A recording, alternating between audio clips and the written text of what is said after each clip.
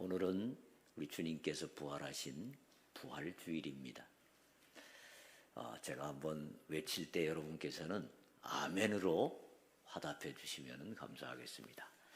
우리 주님 부활하셨습니다. 아멘. 우리 옆에 분들과 손잡고 또 얘기합시다. 우리도 부활할 겁니다. 아멘. 아멘. 또 우리 성경 말씀을 들고 함께 고백하십시다. 이 말씀 살아계신 하나님의 말씀입니다. 이 말씀으로 부활신앙을 갖겠습니다. 아멘. 아멘. 예. 부활은 분명한 역사적 사실이고 우리 기독교인들이 다 믿는 신앙입니다. 그러나 이성적으로 생각하면 죽었던 사람이 살아날 수 있겠나?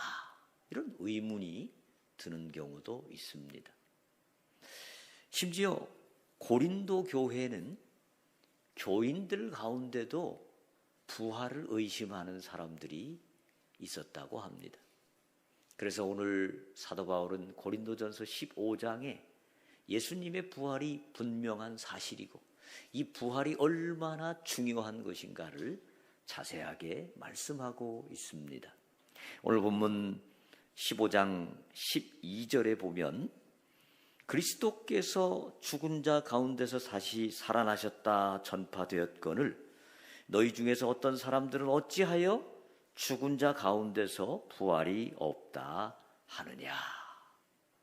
고린도 교인들도 부활을 의심한 사람들이 있었다는 것입니다. 부활의 확실한 증거가 몇 가지 있습니다. 먼저 15장 5절로 6절에 이렇게 말씀합니다. 우리 같이 한번 읽어볼까요? 15장 5절 6절 시작.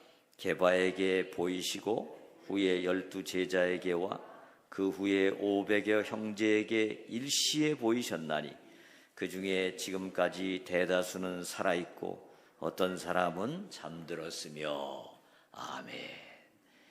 부활하신 예수님께서 제자들에게 보여주셨고 그 다음에 승천하실 때 500여 명의 사람들이 일시에 다 예수님이 부활하셔서 승천하신 것을 보았습니다. 그리고 그 중에 상당수는 이 사도 바울이 이 고린도 전서를 쓰고 있는 이 순간에도 살아있다는 겁니다. 살아있는 증인들이 많이 있다. 이렇게 바울은 말씀하고 있습니다. 두 번째 증거는 이 당시 예수님이 부활했다는 이런 소문을 퍼뜨리는 것은 큰 벌을 받을 수 있는 위험성이 있습니다. 예수님은 로마 최악의 형틀인 십자가에 달리셔서 돌아가셨기 때문에 그분이 만약에 다시 살아나셨다. 그러면 로마 정부는 그 다시 살아난 사람을 반드시 죽여야 됩니다. 그죠? 그리고 그런 다시 살아났다는 소문을 퍼뜨리는 사람은 유언비어죄에 해당되고 질서를 교란하는 질서교란죄에 해당될 수 있기 때문에 반드시 처벌을 받게 되어 있습니다. 근데 사도들은 또 이 초대교회 성도들은 예수님의 부활을 너무너무 분명히 받고 확신했기 때문에 그런 어떤 환난과 처벌이 있다 할지라도 담대하게 증거했습니다. 예수님의 12 제자들은 결국 살아계신 부활하신 예수님을 증거하다가 다 순교를 당했습니다. 여러분, 거짓말을 위해서 순교할 수 있는 사람이 있을까요? 분명히 부활 안 했는데 부활했다 그 얘기하면서 내 목숨을 내놓을 사람이 있을까요? 12 제자들이 순교했다는 그 사실, 그거 자체가 분명한 부활의 증거입니다. 세 번째 증거는 빈 무덤입니다. 예수님의 무덤은 비어 있었습니다. 예수님의 몸은 더 이상 거기 계시지 않았습니다. 사람들은 제자들이 예수님의 시신을 밤중에 몰래 훔쳐가지고 가가지고 부활했다 그렇게 얘기했다고 그렇게 소문을 퍼뜨리기도 했습니다. 근데 제자들이 어땠습니까? 예수님 돌아가실 때 다 무서워서 도망갔던 사람들입니다. 그 사람들이 로마 경비병들이 딱 무덤 앞에서 지키고 있는데 어떻게 거기를 뚫고 들어가서 그 시신을 훔쳐온단 말입니까? 그런 용기도 없었습니다. 다 도망갔던 사람들입니다. 그런데 그 무덤은 비어 있었던 것입니다. 그리고 제자들은 그 빈 무덤, 그 무덤에 안 계신 부활하신 예수님을 증거하다가 다 순교를 당했습니다. 여러분 생각해 보십시오.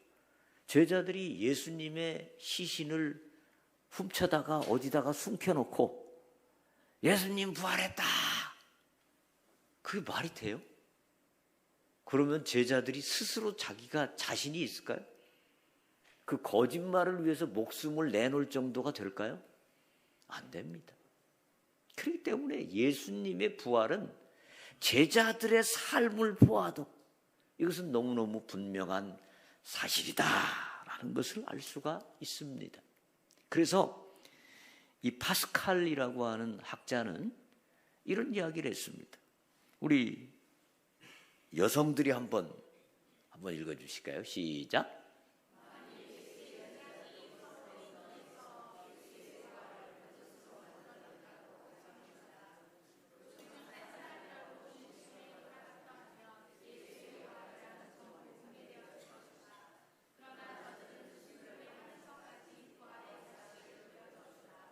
네.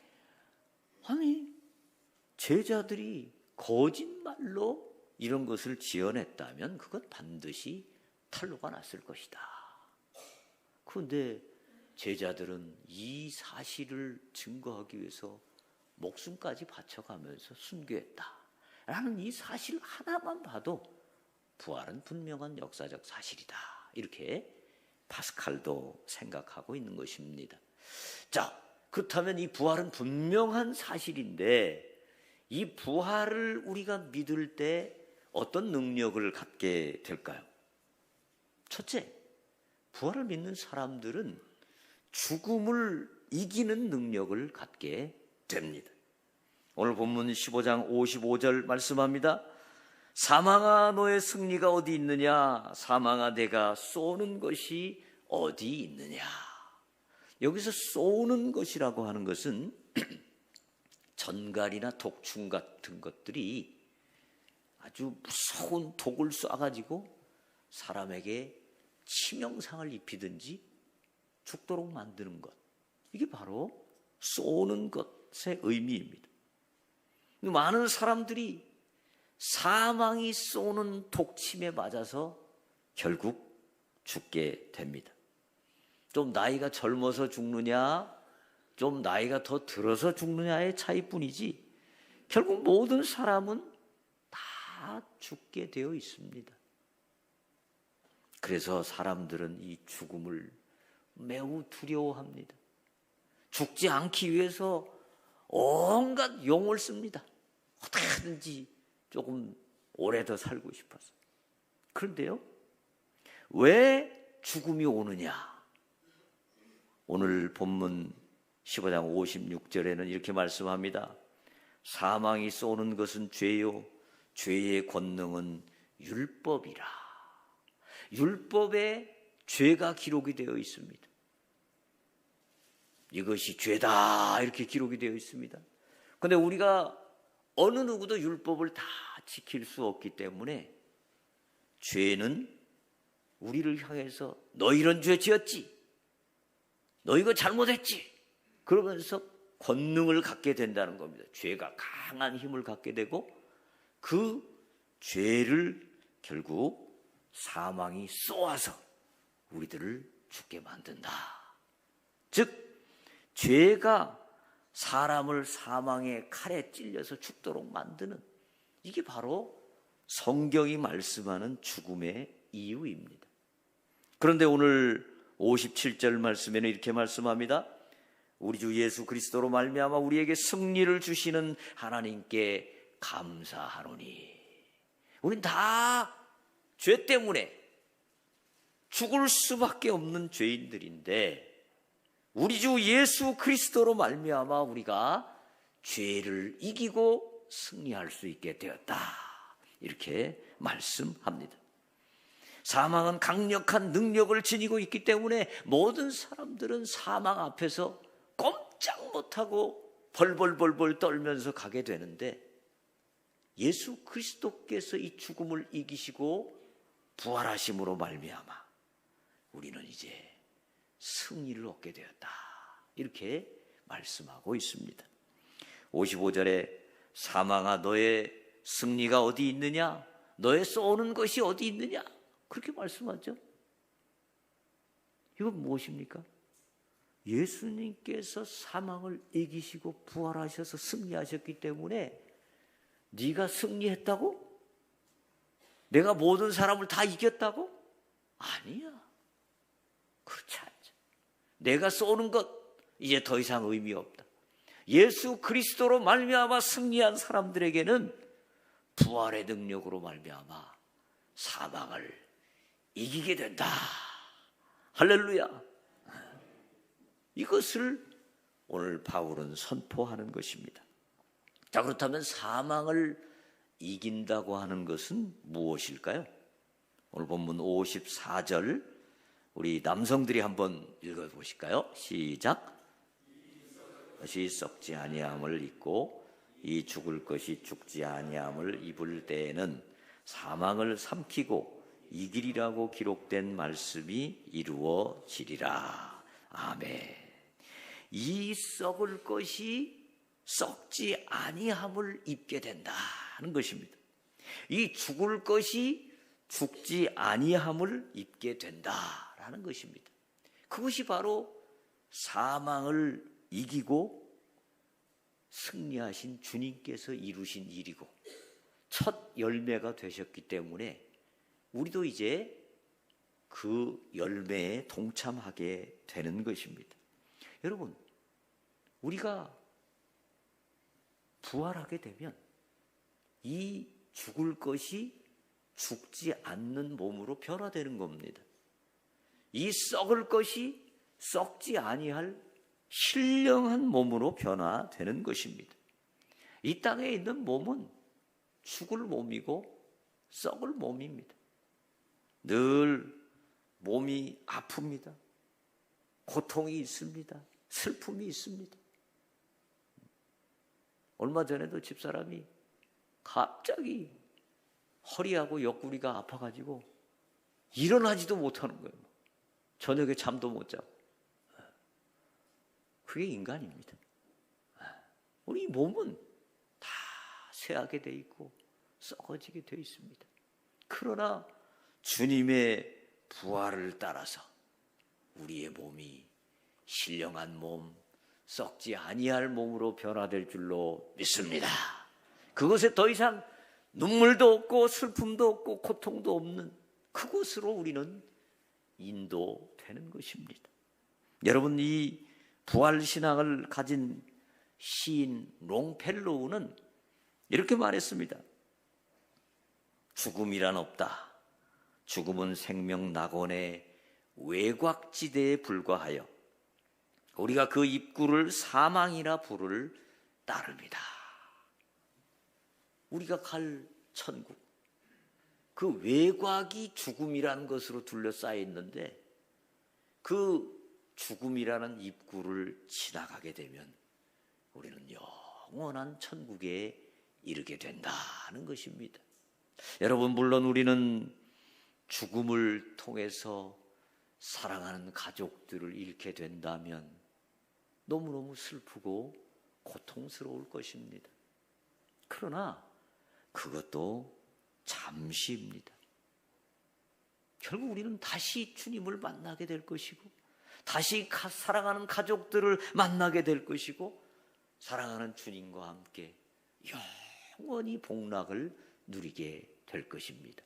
그렇기 때문에 우리는 이 세상에서 죽음이 두렵지 않은 유일한 사람들입니다. 사람들은 다 죽음을 두려워하고, 사람들은 다 죽음을 피하려 하고, 어떻게 하든지 죽음으로부터 벗어나려고 하지만, 우리는 죽음의 그 순간이 온다 할지라도 오히려 이 입구를 통해서 우린 영원한 천국에 들어가기 때문에 죽음을 이기는 담대한 믿음의 사람들이 될 줄로 믿습니다. 아멘. 자, 두 번째로 부활신앙은 우리를 어떤 난관 앞에서도 흔들리지 않게 붙들어 줍니다. 오늘 본문 15장 58절 상반절에 보면 그러므로 내 사랑하는 형제들아 견실하며 흔들리지 말고 라고 되어 있습니다. 부활신앙을 가졌기 때문에 견실하고 흔들리지 말라 이렇게 권면하고 있습니다. 여기서 이 견실하다라는 말은 헬라어로 헤드라이오이라는 말인데요, 이것은 버티고 서 있는 것을 의미합니다. 마치 군인이 전쟁에 나가서 총알이 날라오고 칼이 날라오고 그 어떤 위협이 있다 할지라도 거기 전선을 딱 버티고 서서 지키는 것처럼 흔들리지 않는 것, 이것이 바로 견실하며 헤드라이오이라는 말입니다. 여러분, 부활신앙을 갖게 되면 인간 최대의 절망을 이긴 것입니다. 이 세상에 제일 무서운 것이 죽음이죠. 죽음 앞에서는 그 어떤 권력자도, 그 어떤 돈 많은 사람도, 그 어떤 인기 있는 사람도, 그 어떤 실력이 있는 사람도 다 두려워 떱니다. 죽음 앞에서는 권력도 힘이 없고 재물도 힘이 없고 그 어떤 것도 힘을 쓰지 못합니다. 그러나 부활신앙을 가진 사람들은 이 죽음의 권능을 이기고 승리한 사람들입니다. 그렇기 때문에 인류 최대의 문제를 이긴 사람들은요, 다른 문제는 그렇게 크게 보이지 않습니다. 여러분, 수학을 잘 해가지고 고차 함수, 기하 벡터 이런 거를 막 착착 풀어낸 사람들 우리 교회도 있죠. 그런 사람들이 초등학교 1학년 수학을 보고 겁내겠습니까? 안 내겠습니까? 1 더하기 1은 2. 그건 저도 겁 안 내요. 그죠? 큰 문제를 해결한 사람은 작은 문제 앞에서 겁내지 않습니다. 죽음의 문제를 극복한 사람, 죽음의 문제에서 승리한 사람은 죽음보다 작은 그런 문제들 앞에서 두려워하지 않습니다. 여러분, 우리는 삶을 살아가면서 문제들을 많이 만날 때가 있죠. 어떤 때는 폭풍우를 만나서 막 우리가 타고 있는 배가 뒤집어질 것 같은 때도 있습니다. 어떤 때는 칠흑 같은 어두움을 만나서 도대체 어디가 어딘지 어디로 가야 되는지 알 수도 없는 그런 상황이 발생될 때도 있습니다. 어떤 때는 이거 정말 죽었구나, 끝났구나, 이런 생각이 드는 아주 절체절명의 위기의 순간을 만나기도 합니다. 그러나 여러분, 우리는요, 죽음을 이기고 승리한 사람들입니다. 우리 죽음을 이겼기 때문에 그 어떤 것도 우리에게 더 큰 문제가 될 수 없습니다. 살아있으면 하나님께서 책임지시고 보호하시는 것이고, 죽으면 할렐루야 주님 앞에 가는 것입니다. 뭐가 문제입니까? 문제될 것이 하나도 없습니다. 바로 부활신앙을 가진 사람들, 그 부활신앙으로 넉넉히 이기게 될 줄로 믿습니다. 아멘. 우리 옆에 분들과 한번 손잡고 얘기해 보십시다. 부활신앙으로 넉넉히 이깁시다. 아멘. 아멘. 세 번째로 부활신앙을 가진 사람은요, 이 땅에서 주의 일에도 열심히 힘쓰게 됩니다. 오늘 본문 58절, 우리 다 함께 읽어보겠습니다. 58절 시작. 그러므로 내 사랑하는 형제들아, 견실하며 흔들리지 말고 항상 주의 일에 더욱 힘쓰는 자들이 되라. 이는 너희 수고가 주 안에서 헛되지 않은 줄 알미라. 아멘. 항상 주의 일에 더욱 힘쓰는 자들이 되라. 부활신앙을 갖게 되면 언젠가 주님을 곧 뵙게 될 날이 올 것을 믿기 때문에, 그리고 그 주님께서 우리와 함께 계실 것을 믿기 때문에 이 땅에서도 더 열심히 살게 됩니다. 주의 일에 더 힘쓰게 됩니다. 사실 인간적으로 생각하면요, 이 세상에서 신앙생활 한다는 것이 결코 호락호락한 것은 아닙니다. 세상살이도 참 쉽지 않은데, 또 교회 와서 교회를 섬기고 성도들을 섬기는 것 참 쉽지 않습니다. 또 세상을 살아갈 때도 우리는 늘 주님 앞에 살아가기 때문에, 그리고 주님을 섬기듯 다른 사람들을 섬기기 때문에 세상 사람들처럼 적당히 사기도 치고 거짓말도 하고 뭐 등도 쳐먹고 이렇게 못하잖아요. 그러니까 그만큼 삶이 어떻게 보면 어렵습니다. 그리고 우리는 또 교회를 섬기다 보면 때로 좀 마음의 상처를 받을 때도 없지 않아 있습니다. 너무 힘들 때도 있습니다. 우리 교회 성전을 이렇게 잘 지어놔서 우리 성도님들이 아직 그렇게 많지가 않아가지고 때로는 좀 힘에 버거울 때도 있습니다. 그런데요, 여러분, 우리가 오늘 본문이 뭐라고 말씀합니까? 58절 뒷부분에 이는 너희 수고가 주 안에서 헛되지 않은 줄 알미라. 할렐루야. 우리의 수고가 결코 헛되지 않다는 것입니다. 반드시 열매를 맺게 될 것이고 반드시 상급을 받게 될 것입니다. 여러분, 자녀를 키울 때, 공부할 때 참 힘들 때 있죠. 그러나 우리가 소망을 갖게 되면, 미래를 바라보게 되면 그게 힘들지 않습니다. 저희 딸이 옛날에 공부할 때도 보면요, 하루 종일 새벽부터 밤 10시, 11시까지 공부하고 오는데 공부가 잘 되는 날은 오히려 얼굴이 더 밝아요. 공부가 잘 됐다. 공부 안 하고 딴짓하고 딴 생각하고 그랬을 때는 오히려 얼굴이 어두워요. 그렇죠? 이 세상에서 우리가 살아갈 때 부활신앙을 가지고 주님을 위해서 주님 앞에서 고난을 당하면 당할수록 우리 삶의 상급이 더 클 것을 믿기 때문에 우리는 더 힘있고 용기가 생기게 되는 것입니다. 수고가 그냥 수고가 아닙니다. 우리는 부활신앙의 소망이 있기 때문에 어려워도 힘들어도 그 일을 감당하게 되는 것입니다. 할렐루야. 어느 도시에 어떤 꽃을 파는 할머니가 계셨습니다.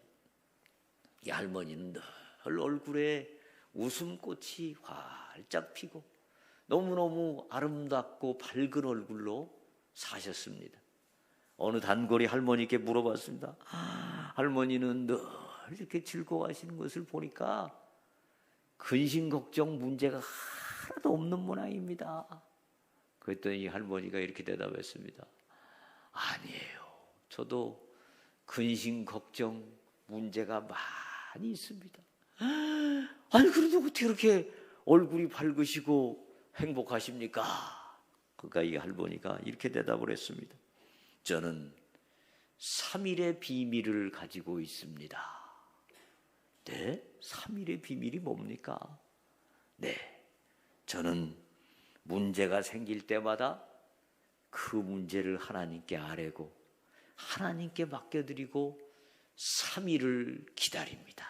3일 동안 다 맡겨드리고 기다립니다. 그러면 예수님께서 3일 만에 무덤에서 부활하셨던 것처럼 3일 만에 우리 하나님께서 내 문제들을 놀랍게 해결해 주시는 경험들을 하게 됩니다. 그리고 숫자적으로 꼭 3일이 아니어도 우리 주님은 반드시 내 삶의 문제들을 다 해결해 주시는 것, 이것을 늘 경험합니다. 이렇게 고백했다고 합니다. 여러분, 그렇습니다. 우리는 죽음과 같은 절망, 죽음과 같은 캄캄함, 이런 것들이 닥쳤다 할지라도 부활신앙을 가지면서 이것을 넉넉하게 이기고, 우리에게 어려움이 있고 힘듦이 있고 때로 상처가 있다 할지라도 부활신앙의 소망을 가지고 주님 앞에 서는 날까지 끝까지 나아가서 반드시 승리하는 저와 여러분 되시기를 주의 이름으로 축원합니다. 아멘.